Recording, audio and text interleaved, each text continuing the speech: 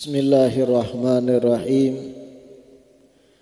Alhamdulillahi rabbil alamin wa bihi nasta'in ala umuri dunya waddin. Wassalatu wassalamu ala sayyidil mursalin wa imamil muttaqin sayyidina wa maulana Muhammadin wa ala alihi wa sahbihi ajma'in.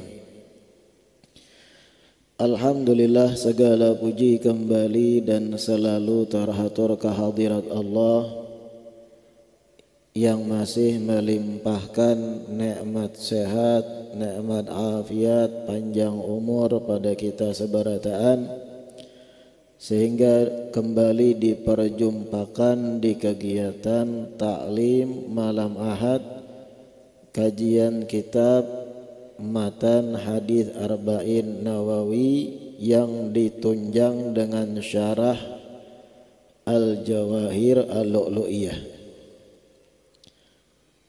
Pertemuan terakhir kita masih berada di hadis yang pertama,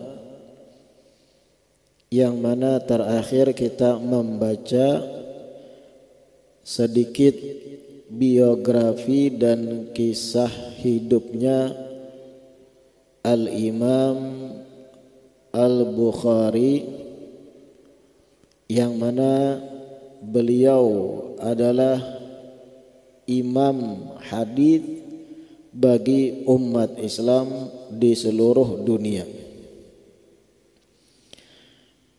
Sebagaimana disampaikan perjumpaan terakhir, hari ini kita sedikit membaca biografi dari imam hadis yang kedua, yaitu Al-Imam Muslim. Thanihima Abul Husain Muslim ibn al-Hajjaj ibn Muslim al-Qushairi An-Naisaburi bi fathin nun wa sukunil mutannah at-tahtiyah, nisbatun ila Naisabur bi fathin nun a'dhamu madaini Khurasan. Imam Muslim nama lengkap Sidin Abul Husain Muslim ibni Al-Hajjaj ibn Muslim Al-Qushairi. Jadi semalam tuh Imam Bukhari itu ngaran Sidin lengkapnya Muhammad bin Ismail, sedangkan Al-Bukhari nisbat tempat domisil beliau, kelahiran beliau, yaitu Bukhara. Adapun Imam Muslim, terkenalnya Imam Muslim dengan sebutan ngaran asli Sidin sorang, yaitu Muslim, bukan terkenal dengan nisbat tempat Sidin lahir. Beliau ini Al-Qushairi, berasal dari qabilah atau keluarga besar Qushair, yang mana nisbatnya kepada datuk beliau Qushair bin Ka'ab bin Rabi'ah bin Amir bin Sa'sa'ah, qabilatun kabirah, qabilah yang besar. An-Naisaburi, Imam Muslim pun disebut dengan An-Naisaburi. Apa Naisabur? Naisabur itu wilayah yang besar atau kota nang ganal, paling ganalnya kota di daerah Khurasan. Pemetaan bahari itu ada wilayah Khurasan ngarannya, satu wilayah zaman Persia kuno, daerah Persia, yang saat ini Naisabur ini dalam pemetaan modern masuk wilayah negara Iran, dan Iran pun Persia. Melihat asal usul dua imam besar hadis ini, yang pertama Imam Bukhari. Sidin berasal dari Bukhara, Uzbekistan. Yang mana Uzbekistan itu bagian dari Asia, Asia Tengah. Jadi imam hadis yang paling utama tuh orang Asia, Uzbekistan, Asia Tengah. Imam Muslim orang Persia, Khurasan, yang saat ini masuk wilayah Iran. Dua imam hadis terbesar dunia Islam ternyata bukan orang Arab. Kada orang Arab, bahkan disebut ajam. Pelajaran pentingnya apa? Untuk menjadi orang besar, untuk menjadi orang yang punya peranan penting dalam agama Islam, kada mesti dari suku Arab. Walaupun Arab memiliki kelebihan, tapi kada syarat seseorang mempunyai peranan penting dalam ajaran Islam secara global harus orang Arab. Buktinya Imam Bukhari orang Asia, Uzbekistan. Imam Muslim orang Persia, Persia bukan orang Arab. Makanya Sayyidina Salman itu digelar Al-Farisi, orang dari Persia. Sahabat Nabi Salman Al-Farisi itu kada orang Arab. Makanya gelar Sidin Al-Farisi, orang yang datang dari Persia.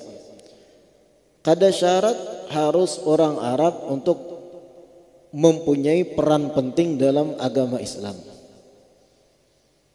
Bahkan kalau kita menelaah negeri kita Indonesia, atau lebih tepatnya Nusantara sebelum menjadi Republik Indonesia, punya peran penting di dalam kancah internasional dunia Islam.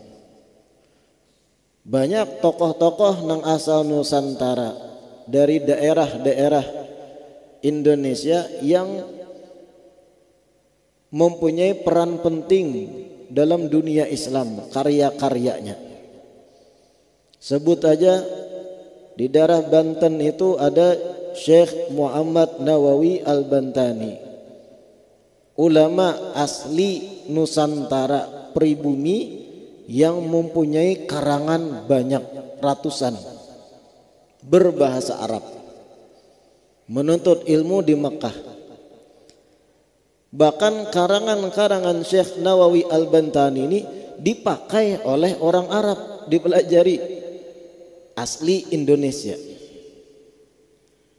Ada lagi Syekh Yasin Al-Fadani, orang Padang, Sumatera, mempunyai peranan penting juga kancah internasional dunia Islam. Musnidud dunia, mempunyai banyak sanad yang banyak ulama baik dari Nusantara, dari luar Pakistan, India mengambil sanad lawan Syekh Yasin Fadani, orang Padang. Apa maksud penyampaian ulun ini? Kembali kepada poin tadi, untuk mempunyai peranan penting di dalam utuhnya ajaran Islam, kada disyaratkan harus orang Arab. Banyak orang ajam di luar dari Arab atau non-Arab yang punya peran penting. Lebih-lebih Imam Bukhari dan Imam Muslim. As-Sahhul Kutub Al-Musannafah, paling sahihnya kitab yang dikarang manusia. Ternyata yang menyusunnya adalah orang Asia Tengah, yaitu Imam Muhammad bin Ismail Al-Bukhari, dan orang Persia Imam Muslim Ibn Al-Hajjaj Ibn Muslim Al-Qushairi. Wulida radhiyallahu ta'ala anhu sana 400. Imam Muslim beliau lahir tahun 204 Hijriah.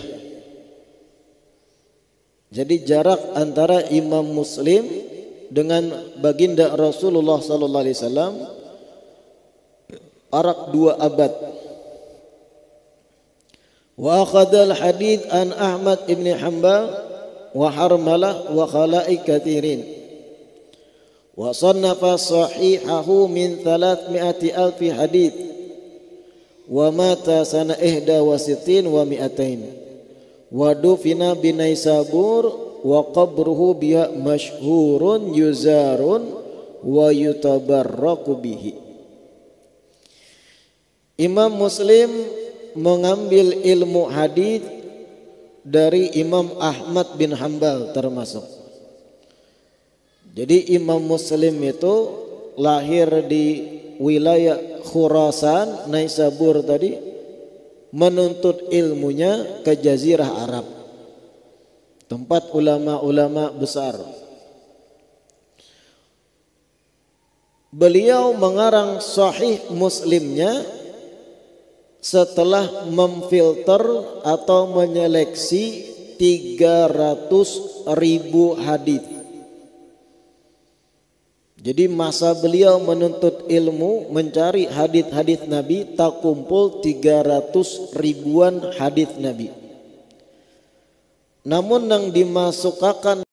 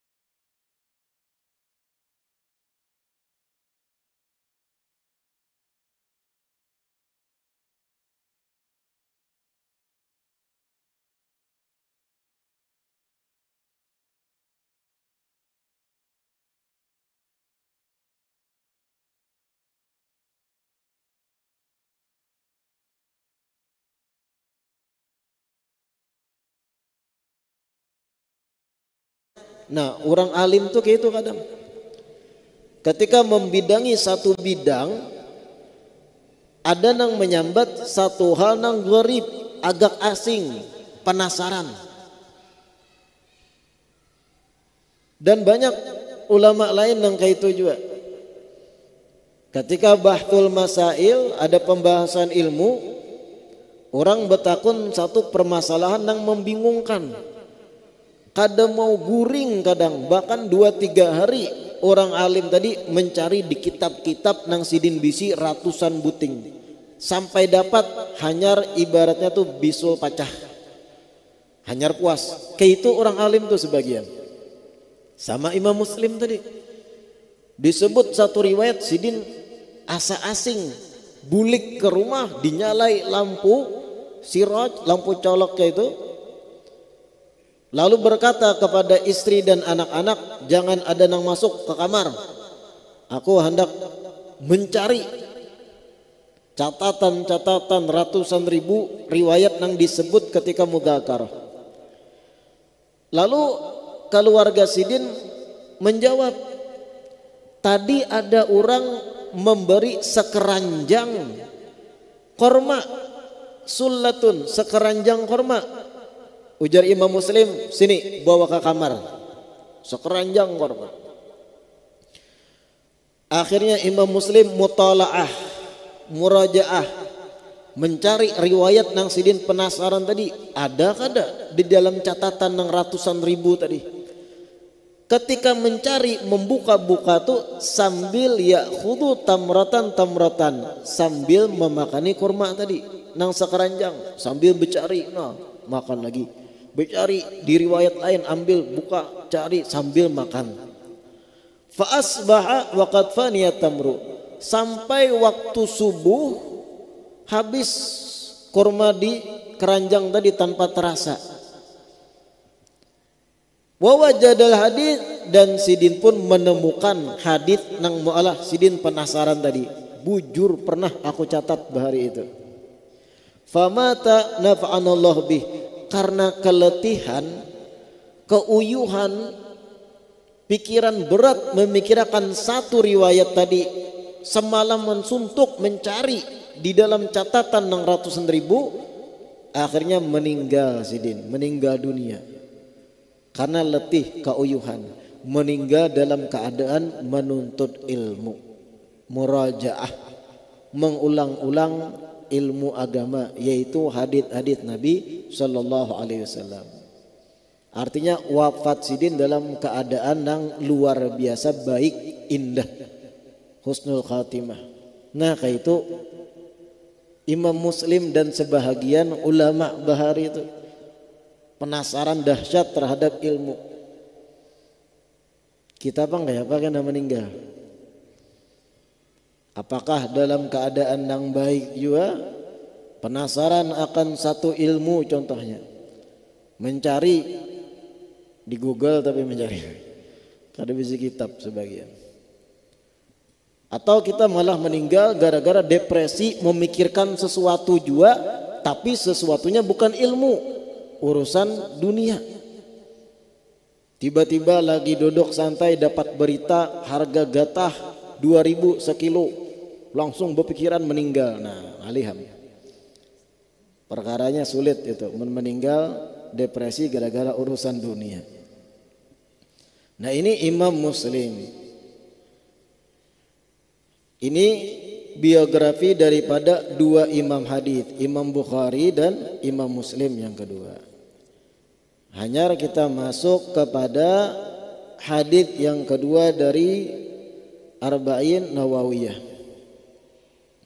Al-hadits tsani an Umar aidan radhiyallahu ta'ala anhu qala bainama nahnu julusun 'inda Rasulillah sallallahu alaihi wasallam dzata yaumin idh tala'a 'alaina rajulun shadidu bayadhi thiyab shadidu sawadi sya'ri la yura alaihi atharu safari wa la ya'rifuhu minna ahadun hatta jalasa ila nabi sallallahu alaihi wasallam fa asnada rukbatayhi ila rukbatayhi wa wada'a kaffayhi ala fakhidayhi wa qala ya Muhammadu akhbirni anil Islam. Hadits yang kedua diriwayatkan pula dari Sayyidina Umar ibn al-Khattab. Sayyidina Umar ibn al-Khattab bercerita, bainama nahnu julusun inda Rasulillah sallallahu alaihi wasallam dzata yaumin. Ketika kami lagi duduk-duduk di sisi baginda Rasul sallallahu alaihi wasallam pada suatu hari. Jadi Nabi Rasulullah lagi duduk dengan sahabat-sahabat. Ada Sayyidina Umar, ada sahabat-sahabat lain lagi duduk bersama Nabi suatu hari. Idh tala'a alaina rajulun syadidu bayadith thiyab syadidu sawadis sya'ri. Tiba-tiba ketika kami lagi duduk-duduk itu datang seorang laki-laki. Tiba-tiba datang ada lakian. Syadidu bayadith thiyab, bajunya putih pekat, putih banar, bersih. Syadidu sawadis sya'ri, rambut dan janggutnya hitam pekat, bajunya putih bersih, putih banar, rambutnya hitam pekat, janggutnya hitam pekat, hitam banar. La yura alaihi atharus safar wala ya'rifuhum minna ahad. Anehnya jar Sayyidina Umar, kada terlihat di tubuh laki-laki ini sisa-sisa perjalanan jauh. Kadada lalu debu lah menempel atau ujung gamis kuning rigat. Artinya kalau ada rigat bakas melakukan perjalanan musafir. Karena musafir bahari kada kayak wahini pasti rigat kotor. Naik onta kena debu. Lain kalau naik mobil kita mulai Tanjung ke Banjar, turun di Banjar bersih. Bahari siapapun yang datang dari luar Madinah kada bakal bersih total awaknya. Rambutlah berdebu, gamis nang putih menguning. Ada ini la yura alaihi atharus safar, kadada nampak lalu bekas perjalanan. Anehnya wala ya'rifuhu minna ahad, seberataan kami nang duduk, ujar Sayyidina Umar, kada kenal lawan laki-laki ini. Kenapa jadi aneh? Kalau dikatakan orang Madinah tapi kadada satu pun sahabat nang kenal, berarti orang nang datang dari luar Madinah. Kalau dikatakan dari luar Madinah, kada nampak kotor atau rigat atau bekas perjalanan, bersih, baju bersih, wajah bersih, rambut bersih, bersih total. Sahabat bingung, siapa nih nang datang? Paham lah ya maksudnya? Hatta jalasa ila Nabi sallallahu alaihi wasallam. Kemudian orang tadi nang bersih putih bajunya duduk di hadapan Nabi sallallahu alaihi wasallam. Fa asnada rukbatayhi ila rukbatayhi. Duduk di hadapan Nabi, laki-laki bersih tadi. Kemudian ketika duduk, kedua lututnya disampukkan dengan kedua lutut Nabi. Paham lah pian posisinya? Duduk langsung pas, close up di hadapan Nabi disampukakannya lintuhut kiri dan kanannya dengan lintuhut kanan dan kirinya Nabi sallallahu alaihi wasallam. Sampuk. Sahabat bingung dah tuh. Ada yang curiga, jangan-jangan musuh. Ini mandau siap gitu. Curiga sahabat, kada kenal kami. Tiba-tiba duduk di hadapan Nabi menyampuk lutut pulang. Wa wada'a kaffaihi ala fakhidaihi. Sudah bersampuk lutut kiri dan kanan, kedua telapak tangannya diandak di kedua paha Nabi. Pahamlah posisinya Bian. Duduk berhadapan sampuk lintuhut, kedua tangan inya itu orang yang bersih awak tadi diandak di kedua batang paha Nabi. Bingung Sayyidina Umar, siapa orang ini? Waqala, tiba-tiba inya berkata, ya Muhammad, wahai Muhammad. Langsung ngaran menyambat.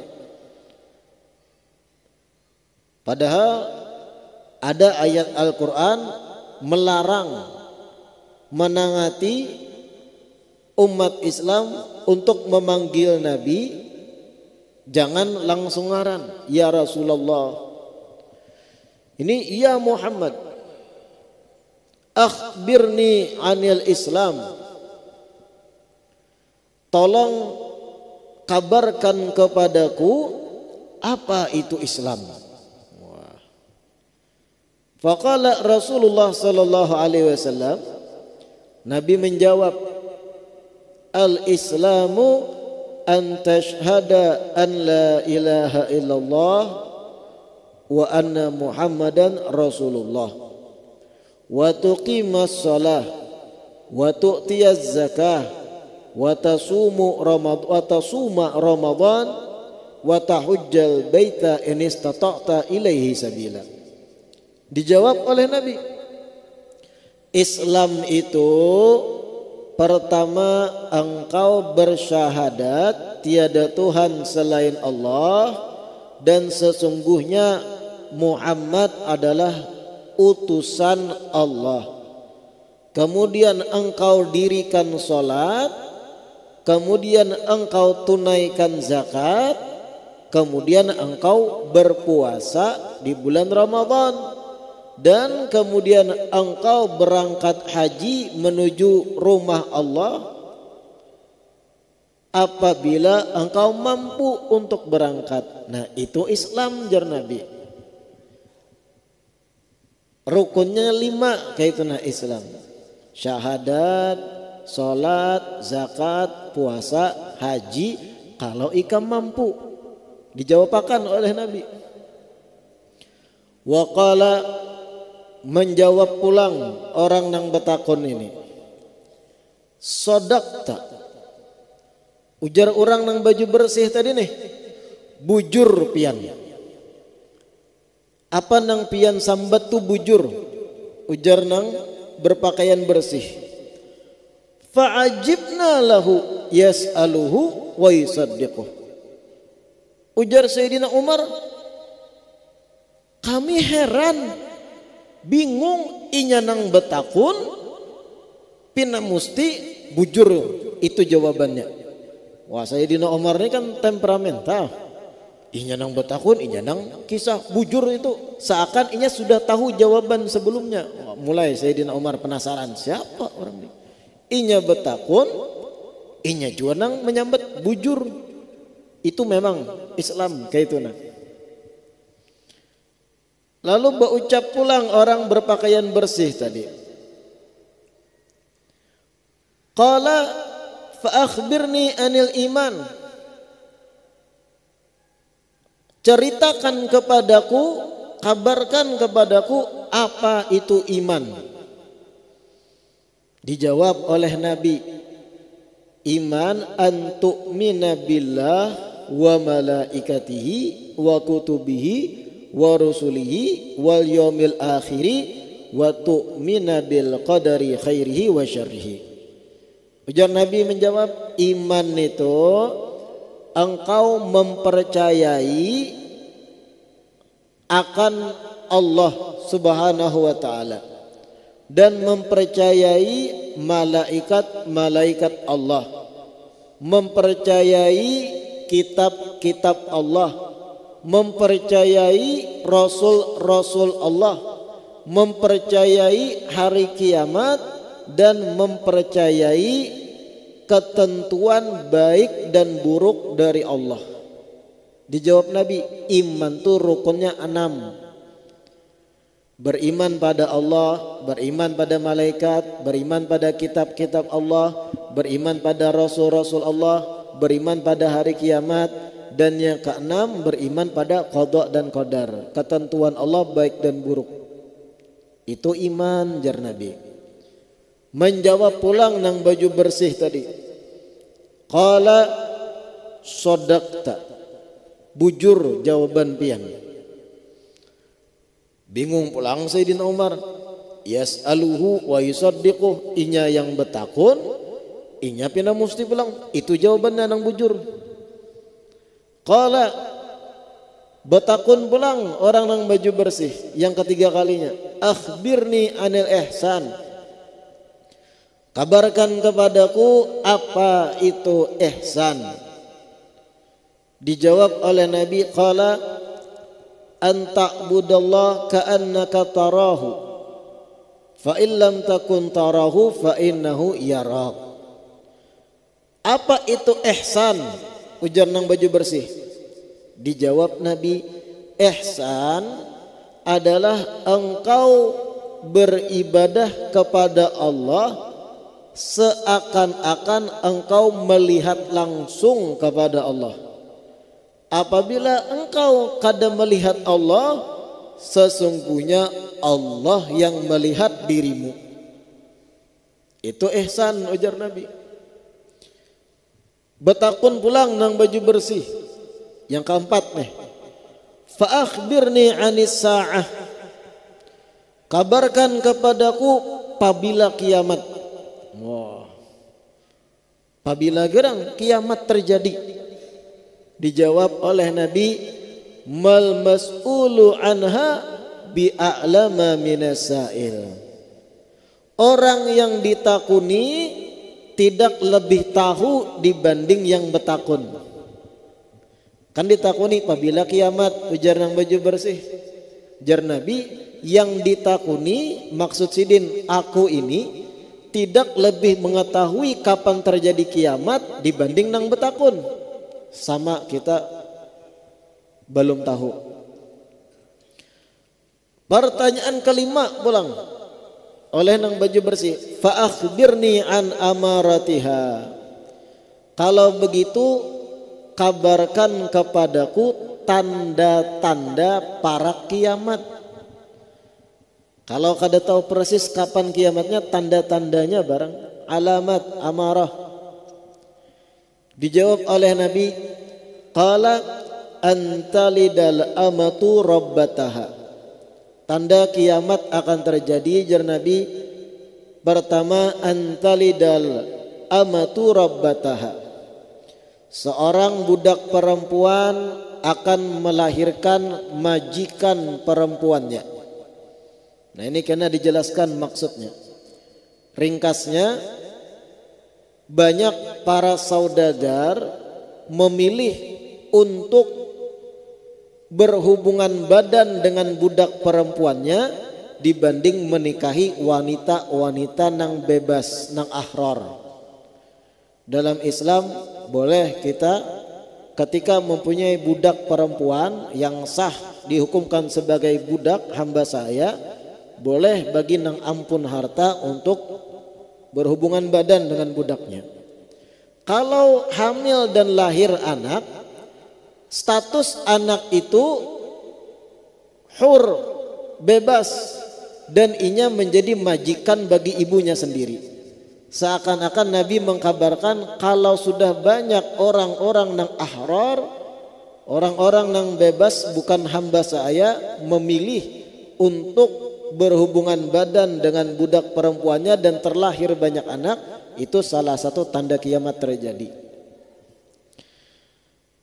Wa antaral hufatal uratal alata ri'a asya yatatawaluna fil bunyan. Tanda kiamat selanjutnya, ajar Nabi. Ini dahsyatnya penyampaian Nabi. Tanda kiamat selanjutnya antara al-hufat al-urat al-alah ri'a asya yatatawaluna fil bunyan, adalah ketika mana engkau melihat orang-orang yang tadinya kasana kemari kada besandalan, hufah jamak hafi, kada bisi sandal, al-urah kada bisi baju, al-alah miskin menggantungkan hidup pada pemberian orang, al-alah, ri'a asya mengembala kambing gawiannya, yatatawaluna fil bunyan mulai saling bangun bangunan nang tinggi-tinggi dan membanggakan bangunan-bangunan mereka.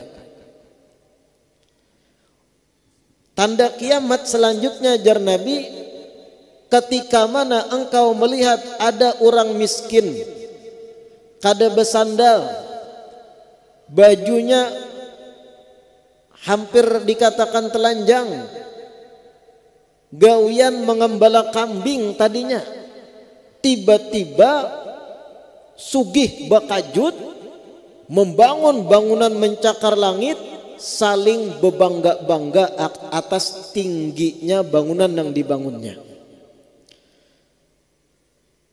Kalau coba kita pikirkan zaman wahini terjadi, pian kira orang-orang sugih di Jazirah Arab itu, sultan-sultan nang kekayaannya triliunan, bos-bos minyak di Jazirah Arab, pian kira tadinya leluhur mereka tuh sugih terdahulu lah. Kebanyakan leluhur mereka badui, kada besandalan, baju compang-camping, maharagu kambing. Ketika menemukan minyak banyak di bawah tanah kepemilikannya, sugih bekajut keturunannya, jadilah orang-orang kaya, membangunlah Burj Khalifah, tinggi-tinggi menjulang ke langit bangunan. Sudah seikung membangun nang tinggi, kada mau kalah si sugih nang lain, bangunnya lebih tinggi, bangunnya lebih tinggi lagi, yatatawalun fil bunyan, padahal leluhurnya orang nang mengembala kambing. Ini tanda kiamat parak terjadi, ya Nabi. Bahari sahabat mendengar ini bingung, mana ada bangunan tinggi, kayak apa cara membangun? Karena keterbatasan ilmu handasah, keterbatasan ilmu dalam pembangunan. Bahari kada berpikir bahwa tanah itu kawa dibangun tinggi, karena bahari bahan bangunan tanah jerami, jadilah rumah. Modern, di era modern hanya ditemukan, oh kalau hendak membangun menara pondasinya sekian, bahan sekian, kawa. Bahari sahabat bingung, kayak apa orang yatatawalun fil bunyan? Nabi sudah menyampaikan. Kita hidup zaman ini melihat pemandiran Nabi bujur, tingginya Burj Khalifah tuh. Nah kalau pian di puncaknya melihat ke bawah itu hilang lintuhut. Seikung membangun nih, seikung yatatawaluna fil bunyan. Tuman talaqa falabitu malian, wallahu a'lam. Insyaallah kita lanjutkan di malam Ahad berikutnya. Mudah-mudahan yang kita baca hari ini membawa kemanfaatan, membawa ilmu yang bermanfaat pada kita seberatan. Amin ya rabbal alamin. Adzan.